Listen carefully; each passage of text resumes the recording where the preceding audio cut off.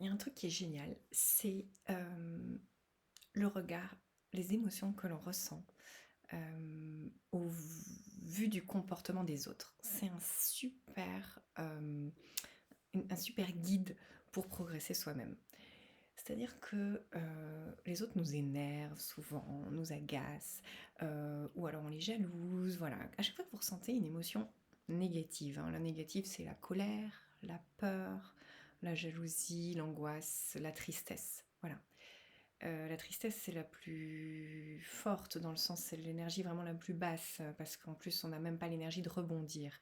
La colère, c'est plus sympa parce que au moins, euh, ça vous donne de l'énergie d'aller contre, l'énergie de peut-être changer quelque chose en vous. La tristesse, c'est dur parce qu'on a vraiment très peu d'énergie, on souffre et on est vraiment très très bas. Donc, bon, mais les émotions sont mouvantes, elles bougent, donc soyez pas inquiets, même s'il y a de la tristesse au début, c'est quelque chose qui peut bouger. Alors, en fait, je vais vous donner des exemples, mais quand vous ressentez une émotion négative au vu du comportement de quelqu'un, même pas forcément à votre égard, au vu de ce qu'il fait, de ce que vous voyez, du reflet de sa personnalité, de ce qui se passe là, eh bien, c'est un super signal pour vous. Alors, je vais essayer de vous expliquer. Parce que ça parle uniquement de vous, en fait. Quand il y a quelque chose qui est touchant pour vous, en voyant quelqu'un d'autre, ça veut dire que vous, eh bien, vous subissez certainement la même chose. Je vais vous expliquer. Par exemple, j'avais une collègue qui, à chaque fois qu'elle arrivait, je lui disais coucou, ça va.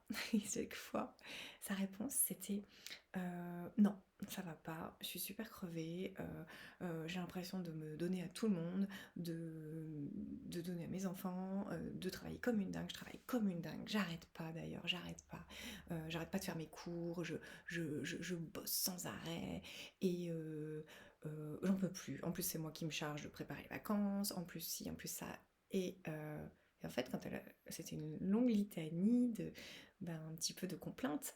Et je pense que sincèrement, tout ça c'était tout à fait sincère. Elle en bavait, quoi, hein, voilà, c'était fatigant. Et en fait, ça me faisait toujours, ça me montait au nez. Bien sûr, je lui montrais pas, je disais bah mince, mais je savais pas trop comment la réconforter. Et puis, j'en avais pas spécialement envie. J'avais une sorte de colère, en fait, bah, voilà, qui venait en moi. Et en fait, ça, typiquement, quand on ressent ça vis-à-vis de quelqu'un, ça veut dire que c'est soi-même qui avons le même problème. Typiquement, en fait, ce qu'elle énonçait me parlait vraiment parce que c'est ce que je ressentais pour moi-même. Pour moi-même, j'avais l'impression que j'aurais pu dire ce qu'elle disait. Et donc, euh, je ressentais de la colère à ce qu'elle me disait parce qu'en fait, moi, j'arrivais pas à résoudre mon truc, je me donnais pas l'attention nécessaire. Moi aussi, j'avais l'impression d'être surbookée, de trimer tout le temps et d'être un petit peu, ouais, euh, hyper active, mais que tout le monde profitait de moi, finalement, et que je donnais trop, que je recevais pas assez. En fait, j'avais cette impression, et c'est clairement ce qu'elle était en train de me dire. Et finalement, si ça me touchait tellement, c'est que ça me concernait et que j'étais pareil. Donc quand quelque chose vous touche en face, c'est un super moyen, un super effet miroir pour vous dire ok, qu'est-ce qui est pareil en moi? Et du coup, qu'est-ce que je peux faire pour réparer? Parce que c'est ça l'idée, c'est pas juste d'analyser, hein. Analyser c'est bien gentil, la psychologie et de s'arrêter à l'analyse, super, mais le but c'est de se sentir heureux, de se sentir bien. Moi je suis pas pour la psychologie, de passer des heures, comme je vous disais, chez un psychiatre. Alors il y a peut-être, bien sûr, des fois c'est nécessaire, je suis pas du tout en train de fustiger des psychiatres, mais si je vous fais ces petites vidéos, c'est parce que je pense que des fois, avec pas grand-chose, on peut réagir. Voilà, il suffit de le choisir et d'avoir le déclic. Et donc, prenez toujours cet élément d'autrui pour euh, revenir vers vous et vous dire, ok, qu'est-ce qui cloche chez moi et qu'est-ce que je pourrais faire bouger pour ne plus ressentir ça. Donc en fait, cette colère que je ressentais à son égard quand elle me disait bon moi ça va pas, tout le monde abuse de moi, il y a que moi qui bosse et je donne trop, je reçois pas assez. En fait, c'est ce que je ressentais pour moi. Je donne trop, je reçois pas assez. Et donc, d'un seul coup, d'en prendre conscience, ça change déjà les choses. C'est ce que je vous disais sur une autre vidéo. Toutes les souffrances, allez les regarder, remonter la cause racine, c'est super important pour vous, parce que grâce à ça, vous allez peut-être bouger. Donc, ok, moi je me suis dit, ok, donc quand j'ai eu compris ça, je me suis dit, ok, donc moi je donne trop, je reçois pas assez. Bon bah je peux changer ça. Pourquoi je donne trop? Bon, bah, on revient à d'autres vidéos. Je donne trop parce que je veux contrôler. Je donne parce que je veux que ça soit exactement comme ci, comme ça. C'est ma blessure de trahison. Parce que je veux être sûre de recevoir en retour. Et ainsi de suite. Donc en fait, il y a toujours une raison. Et du coup, ben, stop. On arrête un peu de donner. On peut le choisir en connaissance de cause. On réserve un temps dans sa journée juste pour soi, pour se faire du bien. Un temps avec soi. Ça peut être un temps pour faire une petite sieste. Ça peut être un temps pour faire du yoga, ça peut être un temps pour bouquiner, ça peut être un temps pour prendre son smartphone et surfer sur lui pendant 1 heure sans que personne ne nous demande rien. Voilà, ça peut être tout ce qu'on veut. Mais c'est à moi de rétablir l'équilibre. Elle se plaignait dans ce qu'elle disait. Elle se plaignait d'une certaine façon. Il y avait un côté j'en ai marre. Et ben, ok, ce j'en ai marre que je ressentais aussi, bah, je suis la seule à pouvoir y mettre un terme. Pourquoi est-ce que finalement quelqu'un d'autre à l'extérieur se dirait la pauvre, mince quand même, elle donne trop, elle reçoit pas assez, faut que je change quelque chose. Bon, c'est vachement sympa si quelqu'un fait ça, mais c'est pas son job. Sortez du triangle de Cartman, vous connaissez le triangle de Cartman. Le but dans la vie, c'est d'être ni bourreau, ni victime, ni sauveur. Donc, d'être à l'équilibre. On est la victime de personne, on est le bourreau de personne, et on ne sauve personne. Parce que dès que vous mettez en place un système comme ça, il y a une hiérarchie, et donc c'est plus l'équilibre. Le but du jeu, c'est l'équilibre, la fluidité, la souplesse dans la vie. Donc, stop. Voilà, ce comportement m'avait alerté. Parfois aussi, il m'est arrivé d'avoir un autre ressenti. On parle toujours bien de soi-même facilement, c'est pour ça que je pense que vous avez aussi déjà ressenti ça. Une sorte de jalousie. Moi, je voyais des fois des personnes qui voulait absolument la première place, qui se battait pour l'avoir, et je me disais mince, bah ouais moi aussi j'aimerais bien. Alors ça pouvait être dans le sens d'être la meilleure aussi, hein, c'est pas forcément, ou d'avoir une promotion, ou d'avoir ceci, mais aussi d'être la meilleure, ou dans le sport, voilà, de briller, d'être au top. Et quand je voyais la personne qui cherchait à tout prix à participer à ceci, cela, je me disais ben mince, je suis jalouse. Moi aussi, j'ai envie de me battre pour la même chose. D'ailleurs, je le faisais souvent et ça me mettait une compétition. Ok, pourquoi est-ce que ça me faisait quelque chose? Pourquoi est-ce que je ressentais de la jalousie? Et oui, parce que j'étais pareil, parce que moi aussi, je voulais me battre. Moi aussi, je voulais peut-être avoir la première place, quelle que soit la discipline, que ce soit professionnelle ou loisir. Moi aussi, j'avais mon petit cœur serré à l'idée de ne pas être la première. Pourquoi? Et dans ces cas-là, on s'analyse. Pourquoi? Pourquoi est-ce que je veux être la première finalement? Bah en fait, c'est beaucoup plus pour le regard des autres que pour moi. C'est un peu pour moi et aussi beaucoup pour le regard des autres. Les autres, tant qu'ils sont pas premiers, en général, le premier qui n'est pas eux, ils l'oublient vite parce que ça les énerve, parce qu'eux aussi ont envie d'être premiers. Donc en fait, vis-à-vis des autres, oubliez, ça les arrange pas que vous soyez premier, hein, sauf les tout proches peut-être qui sont fiers de vous, mais a priori, premier, on a besoin souvent d'être premier pour la reconnaissance, parce qu'en en fait, on a envie d'être aimé. C'est toujours des biais, c'est des biais de l'enfance. On a eu une blessure, on s'est dit, ok, maintenant si je suis premier, super, normalement, je vais avoir l'amour de tout le monde. Mais pas du tout, hein. On va avoir la jalousie des autres, certainement, l'envie, l'amour non, surtout pas, peut-être un peu de fierté des proches, rien de plus.